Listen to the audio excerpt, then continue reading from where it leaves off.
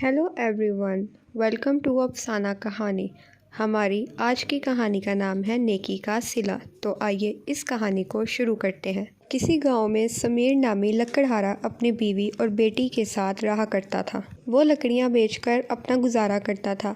एक दिन वो जंगल में जा रहा था कि इसे किसी के रोने की आवाज़ आई। इसने इधर उधर देखा और आगे बढ़ गया, लेकिन आवाज़ फिर आने लगी। अब वो आवाज़ की सिमत बढ़ा। थोड़ी दूर जाकर देखा तो एक बच्चा रो रहा था।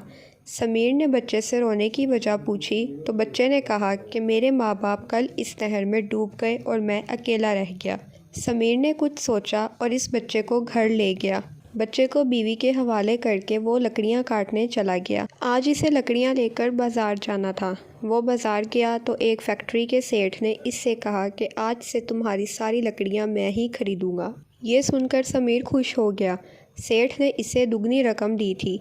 इसने बच्चे के लिए कुछ कपड़े खरीदे और घर आया। घर आकर इसे पता चला कि बच्चे का नाम हमज़ा है। दूसरे दिन वो फिर बाज़ार गया। आज सेठ ने इससे कहा कि मुझे अपने काम के लिए एक ईमानदार आदमी की ज़रूरत है और तुम इस काम के लिए बेहतरीन रहोगे। क्या तुम ये काम करोगे? समीर ने खुश होकर हाँ कर दी और दूसरे दिन से काम पर जाने लगा। इसकी आमदनी बढ़ गई।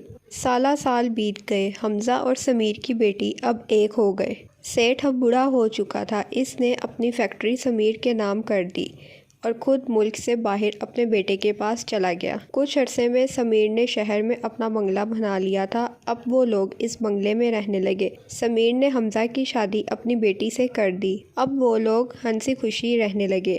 तो इस कहानी से हमें ये सबक मिलता है कि नेकी कभी भी रायगा नहीं जाती। अगर आपको आज की कहानी अच्छी लगी हो तो इस वीडियो को लाइक करें, कमेंट करें, शेयर करें और मज़ीद अच्छी कहानियाँ सुनने के लिए चैनल को लाजमी सब्सक्राइब कर लें। शुक्रिया।